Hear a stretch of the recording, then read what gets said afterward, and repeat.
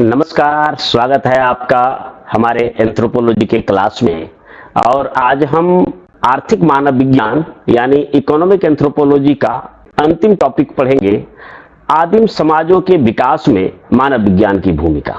यानी आर्थिक मानव विज्ञान जो समस्त मानव समाज के आर्थिक क्रियाओं का अध्ययन करता है, जो हमारा आधुनिक अर्थशास्त्र है उनमें जिन पहलुओं को छोड़ दिया गया है, जैसे कि आधुनिक अर्थशास्त्र आधुनिक मानव समाज का अध्ययन करता है, परंतु आदिम समाजों यानी जनजातीय समाजों के मानव का अध्ययन नहीं करता है।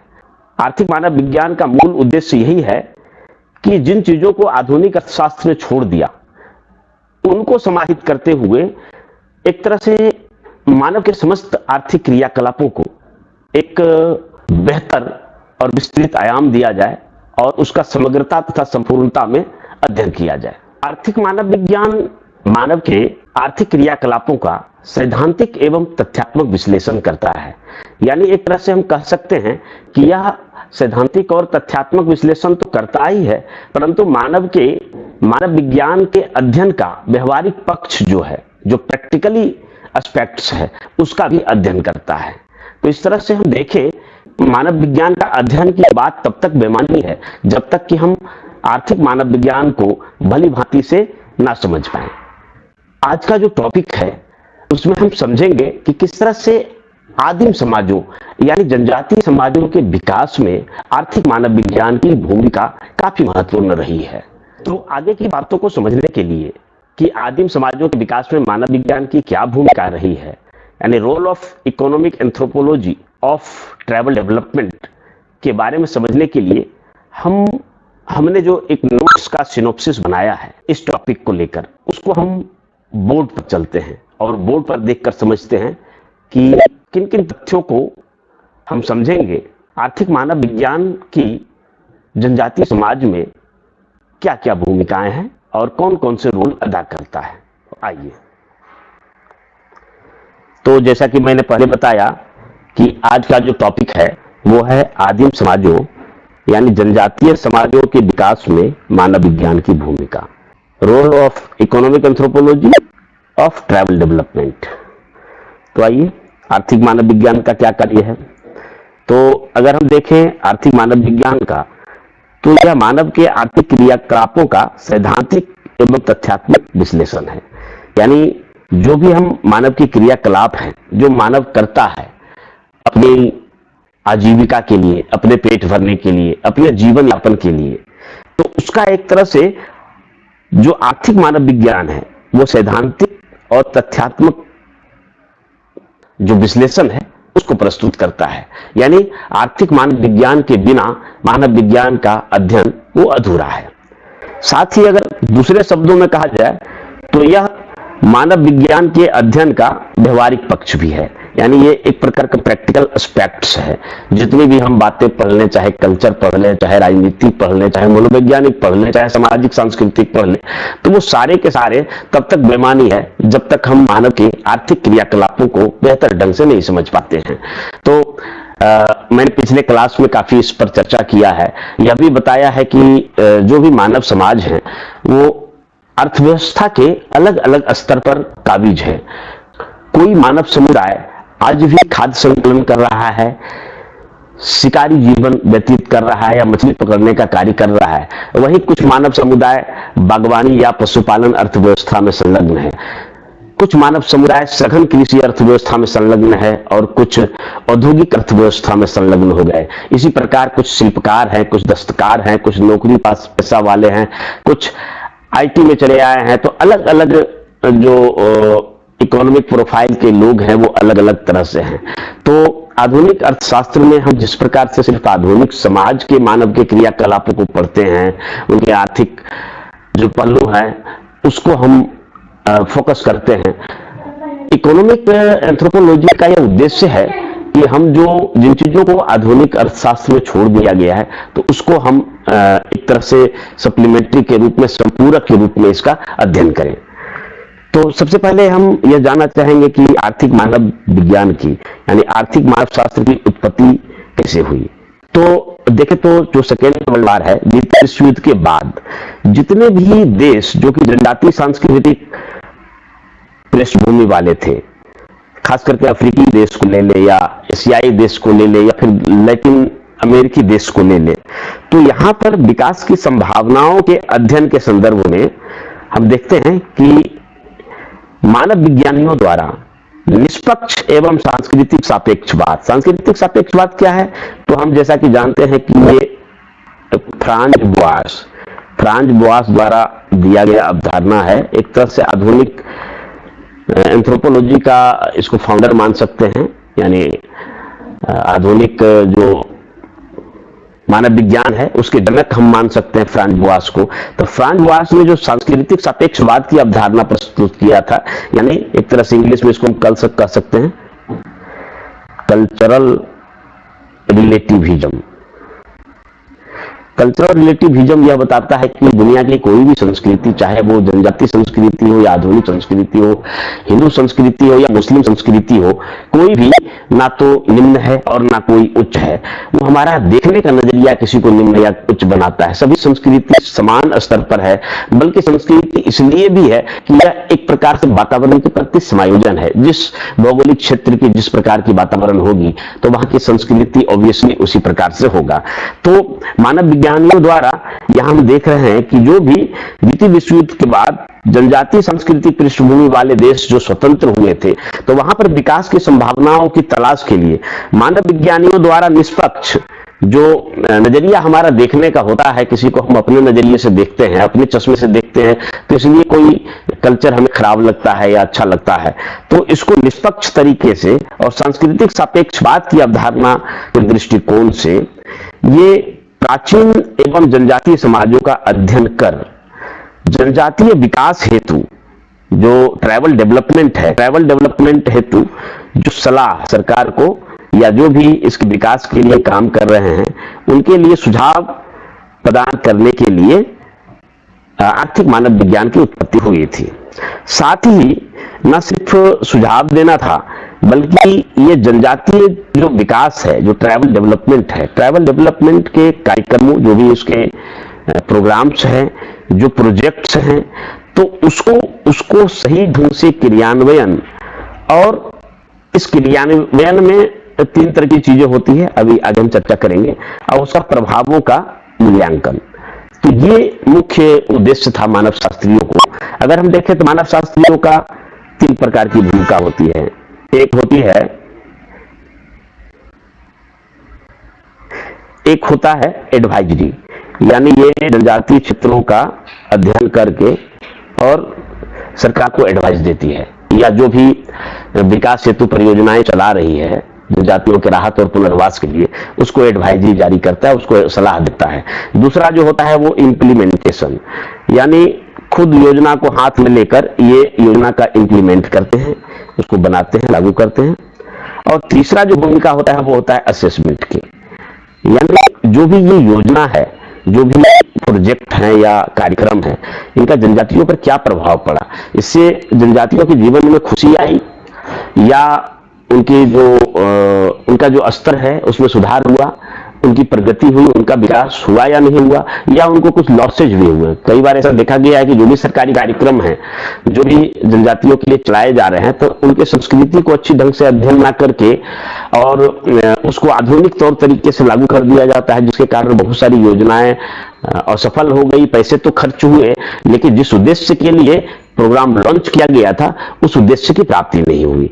तो ये सबसे बड़ा उद्देश्य रहता है आर्थिक मानव विज्ञानियों का कि हम 3 तरह से हम अपना भूमिका अदा कर सकते हैं। एक तो सलाहकार की भूमिका है, दूसरा है कि स्वयं उसका क्रियान्वयन करना है योजना का, और तीसरा है कि जो सलाह दिए और जो क्रियान्वयन हुआ, सरकार द्वारा जो योजना बनाई गई, तो उसका क्या प्रभाव पड़ा जनजातियों पर।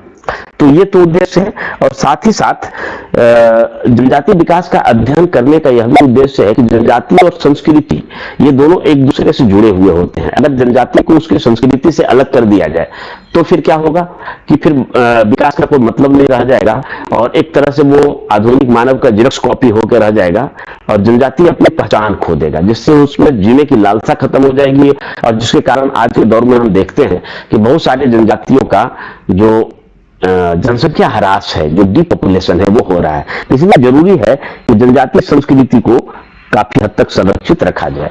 और यही कारण है कि यहाँ पर एक उद्देश्य यह भी है कि जनजातियों की जो संस्कृति है, जो ट्राइबल कल्चर है, उसका कंजर्वेशन किया जाए, उसको प्रोटेक्शन दिया जाए और उसका परिवर्धन किया जाए। अब आर्थिक मानव शास्त्र में क्या करता है? आर्थिक मानव शास्त्र में आदिम समाज के आर्थिक गतिविधियों का अध्ययन करता है। कैसे अध्ययन करता है? तो उसके विशेष पर्यावरणीय, जो उसका स्पेसिफिक एनवायरमेंटल कंडीशन है और जो स्पेसिफिक उसका कल्चर है। जैसे कि हम देखते हैं कि जनजातीय लोग जो ट्राइबल हैं वो जंगली वातावरण में रहते हैं, पहाड़ी जंगली वातावरण में रहते हैं, तो आधुनिक मानव से बिल्कुल डिफरेंट है।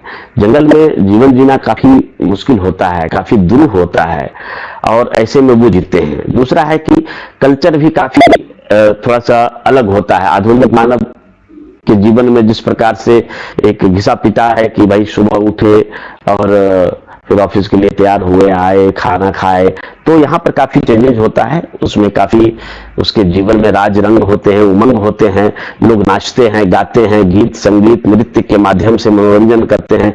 तो इस प्रकार का विशेष जो कल्चर होता है, वो अपने देवी देवताओं का विशेष प्रकार से पूजा करते हैं।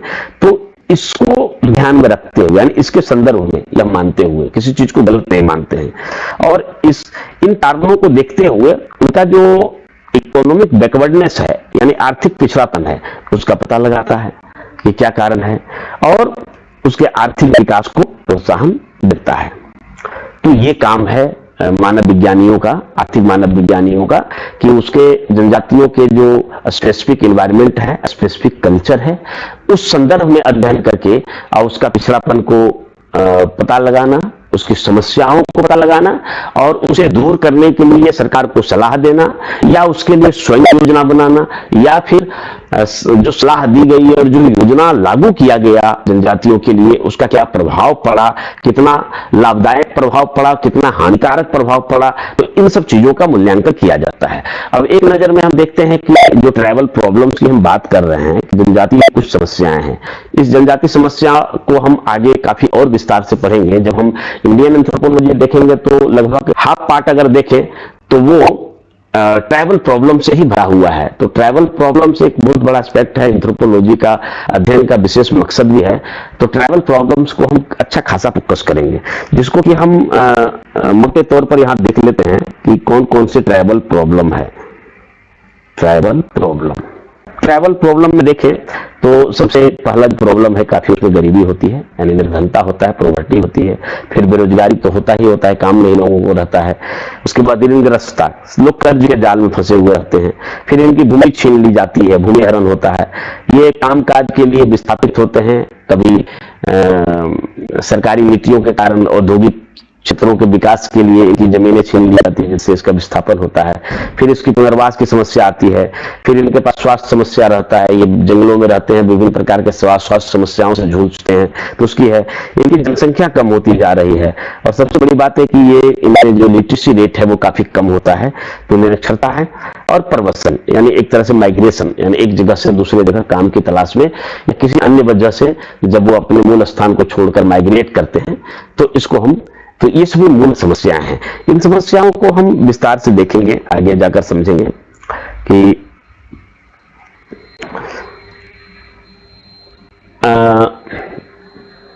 अभी हम देख सकते हैं कि ये सभी तो अभी जो हम बताए, तो वो सब क्या था कि आर्थिक मानव विज्ञान के बारे में एक बैकग्राउंड था, एक भूमिका था, जिसमें हम समझे कि आर्थिक मानव विज्ञान करता क्या है। परंतु आर्थिक मानव विज्ञानों की भूमिका जो है वो काफी ब्राइडर एस्पेक्ट्स में, इसको अगर हम समझना चाहें तो इसको कुछ पॉइंट में हम इसको वर्णित किए हैं कि कुछ पॉइंट के माध्यम से हम समझ सकते हैं। तो ये एक फ्लो चार्ट है, आप देख सकते हैं। इस फ्लो चार्ट में आर्थिक मानव विज्ञान की क्या भूमिका है, आर्थिक मानव विज्ञान की क्या भूमिका है, किस लिए? तो आदिम समाजों के विकास के लिए, यानी ट्राइबल्स डेवलपमेंट के लिए, जनजातीय विकास के लिए आर्थिक मानव विज्ञान की क्या भूमिका है। Role of economic anthropology, development of primitive societies. तो इसको आप देखिए हमने 6 भाग में बांटा है। सबसे पहले तो मानव विज्ञानी क्या करता है कि जो भी जनजातीय समस्या है, जो ट्राइबल प्रॉब्लम्स है, उसको दूर करता है। दूसरा है कि जो जनजातियों की संस्कृति है, जो ट्राइबल कल्चर है, उसका कंजर्वेशन करता है, यानी संरक्षण करता है। तीसरा है कि जनजातियों में विज्ञान और प्रौद्योगिकी, साइंस एंड टेक्नोलॉजी का बहुत ही कम प्रयोग होता है, तो इसके प्रयोग को बढ़ाता है। चौथा है कि जो भी नई नई चीजें हैं, जो तर्कसंगत है, जो तार्किक है, जो वैज्ञानिक है, तो उसके लिए जागरूकता भी बढ़ाता है अच्छी चीजों के लिए। और पांचवा है कि ये जो नकारात्मक प्रभाव हो, जो उसके ऊपर नकारात्मक नेगेटिव इफेक्ट पड़ रहा है, तो उसका अध्ययन किया जाता है और अध्ययन के बाद जो है इसका निराकरण किया जाता है। और फिर अगर छठे पॉइंट के रूप में देखें तो बड़े पैमाने पर जनजातियों को समाज की मुख्य धारा से जोड़ने के लिए इनके लिए राहत, रिहेबिलिटेशन एंड रिलीफ प्रोग्राम चलाए जाते हैं, ताकि वो मुख्य धारा से जुड़ सके, पढ़ लिख सके और अपना आजीविका के साधन को अच्छा कर सके, और उसमें जो एक तरह से आर्थिक या शैक्षणिक पिछड़ापन है उसको दूर किया जा सके। तो ये कुल 6 पॉइंट्स हैं जिसके तहत हम समझ सकते हैं कि किस प्रकार से आर्थिक मानव विज्ञानी जनजातीय विकास में अपना रोल अदा करता है। अब इसको हम बारी बारी से हम समझेंगे। जनजातीय समस्या को सबसे पहले देखते हैं कि जनजातीय समस्या का निराकरण कैसे मानव विज्ञानी करता है, ट्राइबल प्रॉब्लम्स को। तो जनजातियों में जो समस्या है उसका एक नजर तो हम पहले ही बता दिए थे, उसको आप विस्तार से देख सकते हैं। जनजातीय लोगों के पास जीवन यापन के काफी कम साधन होते हैं। ये ज्यादातर जनजाति भूमिहीन कृषक होते हैं जो आसपास में मजदूरी करते हैं, कुछ जंगलों से शिकार करते हैं, मछली पकड़ते हैं, और कुछ लोग जंगलों से कंदमूल फल इकट्ठा करते हैं, उसी से जीवन यापन करते हैं। काफी बेहद गरीबी में जीवन होता है, जिनकी गरीबी को कैसे दूर किया जाए, ये अपने स्थान को भी नहीं छोड़ना चाहते हैं। सरकार के पास सबसे बड़ी समस्या रहती है कि इन्हें कैसे गरीबी दूर करके इनको मुख्य धारा में लिया जाए, तो ये गरीबी बहुत बड़ी समस्या है। दूसरा है बेरोजगारी। अधिकांश लोग क्या होते हैं कि कृषि के समय में या कोई खास सीजन में काम तो रहता है, बाकी सालों भर बेरोजगार रहते हैं। तो इनके लिए रोजगार के अवसर कैसे पैदा किया जाए वहां पर, और इनके लिए लघु उद्योग, कुटीर उद्योग और जो जंगली वातावरण से जुड़े हुए जो भी काम काज हैं, जो उद्योग है, जो रोजगार है, उसके अवसर को कैसे बढ़ाया जाए, इसके लिए सरकार द्वारा जैसे कि नाफेड कॉम्फेड के तर्ज पर ट्राइफेड का गठन किया गया है, ताकि जो है जंगली उत्पादों को बाजार तक लाया जाए, अच्छी कीमत मिल सके। तो ये सब है। फिर ऋणग्रस्तता। ये लोग चूंकि जनजातीय क्षेत्रों में अंग्रेजों के जो भू राजस्व नीति के कारण बहुत सारे बाहरी लोग, साहूकार, महाजन, दुकानदार, व्यापारी, सूदखोर, ये सब आए थे और इन लोगों ने इन्हें ऋण के जाल में फंसाया। ये वस्तु विनिमय से व्यापार करने वाले जनजातियों के लिए रुपया, पैसा, लाभ, हानि, मुनाफा, ब्याज, इन सब की समझ नहीं थी। ये पैसा मिला, ये इन्हें गैर उत्पादक मदों में खर्च करते गए और धीरे धीरे ये कर्ज के चंगुल में फंसते गए। नतीजा ये हुआ कि इनकी जमीनें नीलाम कर दी गई और इन्हें बाद में अपनी ही जमीन पर बंधुआ मजदूरी करने के लिए विवश होना पड़ा। तो ये ऋणग्रस्तता है, ये इनकी समस्या है, इसको कैसे दूर किया जाए। इनकी जमीनें अक्सर छीन जाती है। जिस जंगल को इन्होंने मेहनत से साफ किया, बनाया, अब उस पर भूमि अधिग्रहण होती है या कोई दबंग लोग कब्जा कर लेते हैं, तो ये भूमिग्रहण की समस्या है। फिर स्वास्थ्य समस्या है। जंगली वातावरण में रहने के कारण, स्वास्थ्य संबंधी जागरूकता कम होने के कारण ये अपना बीमारी का इलाज जादू टोने वगैरह बुत पदे से करते हैं, जिसके कारण ये इनको खमियाजा भुगतना पड़ता है। तो स्वास्थ्य समस्या कैसे जो है, जो बेहतर स्वास्थ्य प्रणाली है, बेहतर जो मेडिसिन सुविधा यहाँ तक पहुंचाया जाए, तो ये है। फिर जनजातियों में एक समस्या बहुत बड़ी देखने को मिलती है, वो होता है मदिरापान का, यानी अल्कोहल इंटॉक्सिकेशन का। तो मदिरापान में काफी लोग संलग्न होते हैं, बल्कि जनजातीय संस्कृति का ये अंग भी होता है। तो इसको कैसे जो है समाप्त किया जाए। उसके अतिरिक्त देखिए कि आप आवास, शिक्षा, संचार, यातायात, यानी सेंटर, एजुकेशन एंड कम्युनिकेशन, इसकी समस्याएं हैं। तो इन समस्याओं को कैसे दूर किया जाए, तो इसके लिए मानव विज्ञानी हमेशा प्रयासरत रहता है कि कैसे इनकी समस्या को दूर किया जाए। तो मानव विज्ञानी यहाँ पर अपना रोल अदा करता है। फिर जनजाति कामकाज की तलाश में शहरों की ओर पलायन करते हैं। तो ये प्रवसन की जो समस्या है उसको दूर करते हैं। जनसंख्या ह्रास सबसे बड़ी ये चिंता की विषय है, जहां पर पूरे दुनिया की, देश दुनिया की जनसंख्या बढ़ रही है, आधुनिक समाज की जनसंख्या बढ़ रही है। इसको कंट्रोल करने के लिए सरकार विभिन्न प्रकार के परिवार नियोजन कार्यक्रम चला रही है। कुछ बड़ी जनजातियों की भी जनसंख्या हमेशा बढ़ रही है, परंतु कुछ आदिम और माइनर ट्राइब्स है जिसकी जनसंख्या काफी घट रही है, जैसे मालेर पहाड़िया, या आप अंडमान निकोबार की कुछ जनजातियों को ले लें, जैसे एक हो गया ओंगी, सैंपेन, जारवा, सेंटानलीज, अंडमानी, निकोबारी, इन सब की जनसंख्या काफी घट रही है। तो ये काफी चिंता की विषय है। सरकार इसे बचाने के लिए काफी भरसक प्रयत्न कर रही है। तो जनसंख्या ह्रास भी है, और इसकी जो विस्थापन और पुनर्वास की समस्या है, तो इन समस्याओं को भी काफी दूर किया जाता है। आगे हम देखते हैं कि बड़े पैमाने पर लोग शिफ्टिंग कल्टीवेशन से जुड़े हुए होते हैं, झूम कृषि से। ये झूम कृषि स्थान बदल बदल के खेती करने वाली जो होता है, प्रबंध होता है, भूमि प्रबंध, तो उसको हम स्थानांतरित कृषि कहते हैं। तो स्थानांतरित कृषि के कारण एक तो जंगलों का विनाश होता है, दूसरा है कि इस प्रथा के कारण जनजातियों को काफी मेहनत करना पड़ता है, क्योंकि एक जमीन को जब वो साफ करते हैं तो उसमें जो मेहनत मजदूरी लगता है, और फिर 1-2 साल खेती करने के बाद वो फिर दूसरे जमीन पर चले जाते हैं। हालांकि इससे जमीन की उर्वरता कायम रहती है, ये बात सही है, परंतु ये पर्यावरण संरक्षण के दृष्टिकोण से अनुकूल नहीं है। तो ये एक स्थानांतरित कृषि से समस्या है। फिर औद्योगिकरण, नगरीकरण और सांस्कृतिक संपर्क। तो जैसे जैसे, चूंकि जो जनजातीय लोग रहते हैं वो औद्योगिक क्षेत्रों का विकास वहां काफी ज्यादा हुआ है, क्योंकि जनजातीय लोग जिन इलाकों में रहते थे, पहाड़ी जंगल वातावरण में, वो खनिज संपदा से भरपूर भौगोलिक क्षेत्र होते थे। तो वहां पर बहुत सारे माइनिंग, जैसे कोल माइंस या आयरन माइंस का प्रारंभ हुआ। इसके कारण काफी तेज गति से औद्योगिकरण हुआ। औद्योगिकरण के कारण जनजातियों के जीवन में एक तरह से हलचल उत्पन्न हुआ, और आसपास शहर भी काफी तेजी से विकसित हुए, जैसे जमशेदपुर को आप ले सकते हैं, धनबाद को ले सकते हैं। तो ये सब काफी तेज गति से जो नगरीकरण हुआ, इस कारण जनजातियों पर क्या बुरा प्रभाव पड़ा, तो इसका हम अध्ययन करते हैं। और सबसे बड़ा जो बुरा प्रभाव जनजातियों पर पड़ा वो सांस्कृतिक संपर्क में। तो कालांतर में पहले तो अलग थलग रहते थे जनजातीय लोग, लेकिन धीरे धीरे जब ये हिंदुओं के संपर्क में आए, बाद में जब अंग्रेज आए तो फिर ईसाइयों के संपर्क में आए, कुछ मुस्लिम, बुद्ध और बौद्ध के संपर्क में आए, तो इनका जो धर्मांतरण हुआ, तो धर्मांतरण के कारण इनकी मूल पहचान जो है वो खो गई, और ये एक तरह से बिल्कुल किन कर्तव्य विमूल हो गए कि हम क्या से क्या बन गए। तो इनके कारण जो समस्याएं उत्पन्न हुई, मानव विज्ञान जो आर्थिक मानव विज्ञानी है, तो इसको भी काफी गहराई से अध्ययन करती है, और इनके कारणों को पता लगा के इनके आर्थिक पिछड़ेपन को दूर करती है। अब दूसरा है कि देखिए, जनजातीय संस्कृति का संरक्षण, क्योंकि जनजाति जो होते हैं, ट्राइबल जो होते हैं, इनका जुड़ाव संस्कृति से काफी ज्यादा होता है। उनका जो कल्चर होता है, स्पेसिफिक कल्चर होता है, उससे काफी ज्यादा जुड़ाव होता है, और जो जंगली वातावरण है उससे भी काफी ज्यादा जुड़ाव होता है। एक अगर जनजाति को कहें कि आसानी से आप जंगल छोड़ दीजिए, तो वो छोड़ने के लिए तैयार नहीं होगा। उसको अगर आप कहें कि आप अपना कल्चर छोड़ दीजिए, तो वो नहीं तैयार होगा, बल्कि वो समय समय पर विद्रोह भी करते आए हैं अंग्रेजों के खिलाफ, और बाहरी दिक्कतों के खिलाफ। ज्यादातर विद्रोह इस कारण से हुए क्योंकि उनको लगा कि ये बाहर से हमारे धर्म और प्रथा परंपरा में, रीति रिवाज में हस्तक्षेप हो रहा है। इस कारण से ये विद्रोह पर उतारू हो जाते थे। तो जनजातियों का संस्कृति का संरक्षण करना काफी जरूरी है। वैसे भी दुनिया में जितने प्रकार की भी संस्कृति है, सभी को होना चाहिए। वसुधैव कुटुंबकम की भावना बोलते हैं, तो वहां पर सभी प्रकार की संस्कृति होना चाहिए।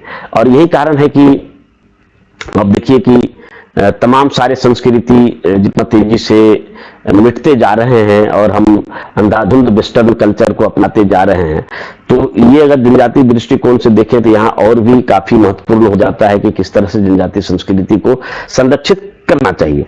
तो इस संबंध में एक है प्रकृति मानव आत्मा सम्मिश्रण, NMS जिसको बोलते हैं, या फिर नेचर मैन स्पिरिटी कॉम्प्लेक्स। ये डॉक्टर LP विद्यार्थी का दिया हुआ, जो कि यही पटना के थे।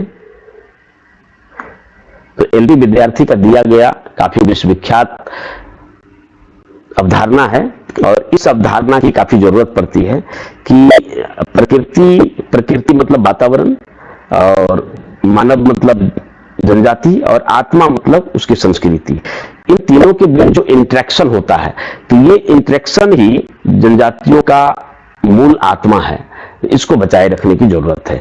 तो इस अवधारणा के अनुरूप जो है जनजातीय जीवन एवं संस्कृति में बिना विघ्न पहुंचाए, यानी अगर आप उसका डेवलपमेंट करना चाहते हैं तो उसका संस्कृति का ह्रास के तर्ज पर नहीं, उसको संस्कृति को नष्ट करके अगर आप उसका डेवलपमेंट करना चाहते हैं तो ये बिल्कुल गलत होगा और फिर जनजातीय विकास सही मायने में नहीं रह पाएगा।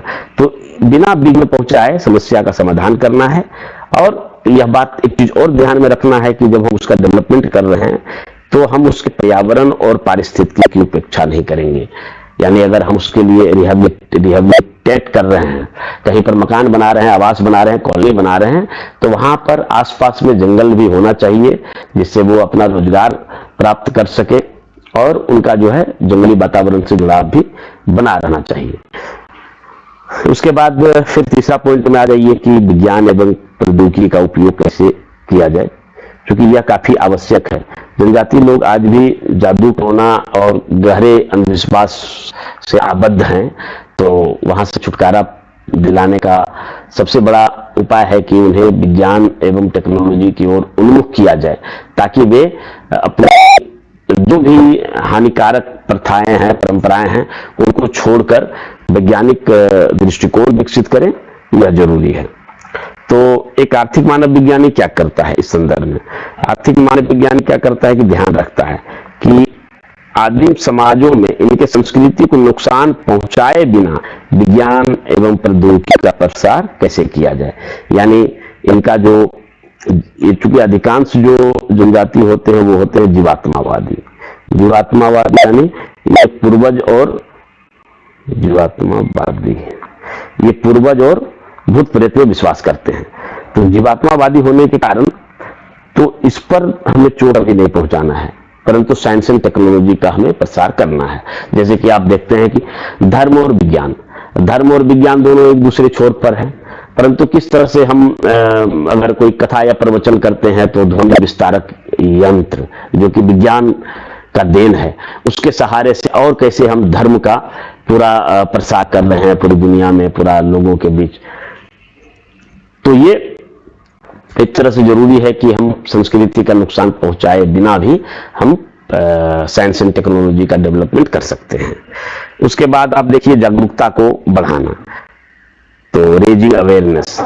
तो जनजातीय समाजों में अनेक ऐसी गतिविधियां हैं जो पर्यावरण के लिए हानिकारक है, तो उसको अगर हम अचानक प्रतिबंधित कर दें, अचानक यदि उसको रोक दें, तो जनजातीय लोग क्या होगा, विद्रोह पर उतारू हो जाएगा, क्योंकि यह इसका संस्कृति से जुड़ा हुआ है। क्यों ऐसा करेगा? क्योंकि ये इसका संस्कृति से जुड़ा हुआ है और इसको भी वे फिर संस्कृति में हस्तक्षेप मानेंगे। जैसे क्या जुड़ा हुआ है? जैसे जादू टोना है, वे कई प्रकार के कर्मकांड करते हैं, फिर कई तरह के अंधविश्वास से आबद्ध होते हैं, फिर झूम कृषि करते हैं। तो ये सब जो क्रियाएं हैं वो क्या है कि पर्यावरण के लिए काफी हानिकारक है, क्योंकि इससे वनोन्मूलन होता है, यानी डिफॉरेस्टेशन होता है, जंगलों की कटाई होती है, जंगलों का विनाश होता है। तो इसको रोकना जरूरी है। तो इसको कैसे हम रोकेंगे? ऐसे रोकेंगे अगर अचानक प्रतिबंधित कर देंगे तो ये फिर विद्रोह कर देंगे, रिवोल्ट हो जाएगा। 1857 विद्रोह से पहले आपने 1855-56 का संथाल विद्रोह देखा होगा, सुना होगा। तो उस तरह का विद्रोह हमें नहीं चाहिए। तो फिर क्या करना होगा कि जागरूकता उत्पन्न करके ही समाप्त कर सकते हैं। तो जागरूकता कौन उत्पन्न करेगा? तो जागरूकता उत्पन्न करने के लिए मानव शास्त्रीय सुझाव की काफी जरूरत पड़ती है। मानव शास्त्री ही जाके उन इलाकों का अध्ययन कर सकता है, उनके साइकोलॉजिकल एस्पेक्ट्स को देख सकता है और उसके अनुरूप वो सलाह दे सकता है कि कैसे जो है जनजातियों के लिए जागरूकता बढ़ाया जाए और जनजातीय समाज के अंदर घुस के उनका विश्वास जीत के उनके अंदर जागरूकता बढ़ा सकते हैं। फिर नेक्स्ट आइए, 5वां पॉइंट है नकारात्मक प्रभावों का अध्ययन एवं निराकरण। तो नकारात्मक प्रभावों का अध्ययन एवं निराकरण कैसे करेंगे? तो आदिम समाजों पर जो भी, जैसे मैंने पहले भी बताया कि औद्योगिकरण यानी इंडस्ट्रियलाइजेशन, शहरीकरण यानी अर्बनाइजेशन, वैश्वीकरण यानी ग्लोबलाइजेशन और सांस्कृतिक संपर्क यानी कल्चरल कॉन्टेक्ट्स के कारण दोनों तरह के प्रभाव पड़े हैं। पहला है सकारात्मक, दूसरा है नकारात्मक। तो सकारात्मक प्रभाव का सेंस ये है कि औद्योगिकरण, शहरीकरण, वैश्वीकरण, सांस्कृतिक संपर्क के कारण इनकी जीवन दशा में सुधार हुआ। बहुत सारे लोग, अंग्रेजी पढ़े लिखे लोग, रोजगार मिले, कई सारे सरकारी नौकरी में चले गए, रिजर्वेशन का फायदा मिला। परंतु नकारात्मक प्रभाव हुआ ये कि ये एक तरह से शहरों में आकर और मुख्य धारा से बिल्कुल पूरी तरह जुड़ नहीं पाए, बल्कि इनके अंदर हीन भावना यानी फ्रस्ट्रेशन की भावना ग्रसित हुई, और ये एक तरह से अपनी पहचान जो होता है, जो जनजातीय पहचान है, जो जनजातीय जोश है, उसको खो बैठे, और एक तरह से ये एक चौराहे पर आके खड़ा हो गए जहां से पता नहीं लग रहा है कि कहां जाएं, इधर जाएं या उधर जाएं। तो इस तरह से हम देखें तो आदिम समाजों पर जो नकारात्मक प्रभाव पड़ा ये काफी जरूरी है। तो इसका अध्ययन करके आर्थिक दशा का विकास करने का प्रयत्न जो है वो आर्थिक मानव विज्ञानी करता है। छठा पॉइंट है कि राहत एवं पुनर्वास। तो हम देख सकते हैं कि चूंकि जनजातियों को अगर मुख्य धारा में जोड़ना है तो उसके लिए राहत एवं पुनर्वास के लिए काम करना ही होगा, और जब राहत पुनर्वास के लिए हम काम करेंगे तो फिर उनके लिए कॉलोनी बनाना होगा, उन्हें बसाना होगा, उनके लिए स्कूल कॉलेज खोलना होगा, उन्हें रोजगार के अवसर दिलाने होंगे। तो इन सब कामों के लिए सरकार द्वारा जनजातियों के लिए जो भी पुनर्वास योजना बनती है तो उसके लिए आर्थिक मानव शास्त्री क्या करता है, तो 3 तरह की भूमिका निभाता है। ये पहले भी मैंने बताया है। तो एक तो है सलाहकार की भूमिका, एडवाइजरी रोल। दूसरा है कि स्वयं क्रियान्वयन करता है, जो भी कॉलोनी या कोई उसके लिए टाउनशिप बनाना है तो उसके लिए मानव विज्ञानी खुद उसका इंप्लीमेंटेशन करता है अपने हाथ में लेकर। क्योंकि ये जो सलाह दिया जाता है उस सलाह को कभी कभी क्या करते हैं कि जो कॉलोनी बनाने वाले या विकास योजना बनाने वाले जो सरकार के या एनजीओ के जो होते हैं या आईएएस होते हैं या फिर इंजीनियर होते हैं, वे लोग इनकी सलाह को इंटरप्रेट कर देते हैं, जिसके कारण सही रूप में लागू नहीं हो पाता है। तो इसलिए कभी कभी क्या करते हैं कि मानव विज्ञानी खुद जो है योजना का क्रियान्वयन करते हैं, और जो भी योजना लागू हुआ तो उसका फिर ये मूल्यांकन भी करते हैं कि जनजातियों की जीवन दशा में कितना सुधार हुआ और क्या उसमें प्रगति हुई, क्या तरक्की हुई। और इस तरह के कार्यों से एक तरह सही स्थिति का पता चल जाता है। जनजातीय विकास का मतलब ये नहीं हुआ कि कितना पैसा खर्च किया गया, इवन कि यह हुआ कि यह देखा जाए कि वास्तविक उसका विकास कहां तक हुआ। कुछ उदाहरण भी मैं बता सकता हूं। सबसे पहले अमेरिकी वैज्ञानिक थे सोल्टेक्स, उन्होंने स्वयं इंप्लीमेंटेशन किया और उसका असेसमेंट किया। भारत में भी देखें तो एससी से लेकर एलपी विद्यार्थी तक ने, कई अन्य मानव शास्त्रियों ने भी स्वयं योजना को लागू किया और जनजातीय विकास में अपना महत्वपूर्ण योगदान दिया।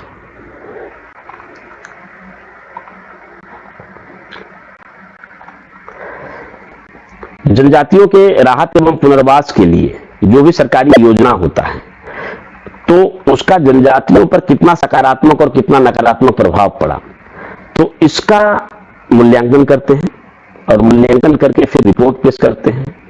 और इस रिपोर्ट का ये मायने है, इस रिपोर्ट का ये भूमिका है, ये महत्व है कि इससे जनजातीय विकास की सही पड़ताल होती है कि वास्तविक रूप में जो योजना बनाई गई, जो सरकार ने प्रयत्न किया, तो उसका कितना फायदा हुआ जनजातियों पर। तो ये सबसे बड़ा जो है होती है। तो इस तरह से ये एक क्वेश्चन है, यूपीएससी में पूछा जाता है, यूपीएससी में पूछा जाता है। तो ये सारे पॉइंट्स, 5-6 पॉइंट्स देकर आप अपने क्वेश्चन को लिख सकते हैं। और निष्कर्ष के तौर पर हम यही कहेंगे कि आर्थिक मानव शास्त्री आदिम समस्याओं का निराकरण उसकी सांस्कृतिक पृष्ठभूमि को ध्यान में रखकर करता है। यानी जो आर्थिक मानव शास्त्री है तो उसके संस्कृति में बिना छेड़छाड़ किए, बिना उसमें विघ्न बाधा पहुंचाए उसकी विकास करता है, उसका अध्ययन करता है, उस पर उसके प्रभावों का मूल्यांकन करता है और एक तरह से सही पड़ताल करता है, सही जांच करता है कि जनजातीय विकास में कोई अमुक योजना या फिर सरकारी नीतियों का कितना सकारात्मक और कितना नकारात्मक असर पड़ा। तो इस तरह से आदिम समाजों के विकास में आर्थिक मानव शास्त्री की जो भूमिका है, ये टॉपिक कंप्लीट हुआ। तो आशा करते हैं कि आप सबों को यह टॉपिक काफी अच्छी ढंग से समझ में आया होगा। अगर टॉपिक में किसी भी प्रकार का कोई प्रश्न हो, कोई सुझाव हो, तो उसको आप नीचे के कमेंट्स बॉक्स में अपना कमेंट्स के माध्यम से प्रश्न पूछ सकते हैं, कोई सुझाव दे सकते हैं। और ये चूंकि इकोनॉमिक एंथ्रोपोलॉजी का लास्ट टॉपिक था, तो आगे हम पॉलिटिकल एंथ्रोपोलॉजी का एक नया टॉपिक शुरू करेंगे। अब पॉलिटिकल एंथ्रोपोलॉजी 4-5 टॉपिक में समाप्त होगा। तब तक के लिए धन्यवाद। जय हिंद।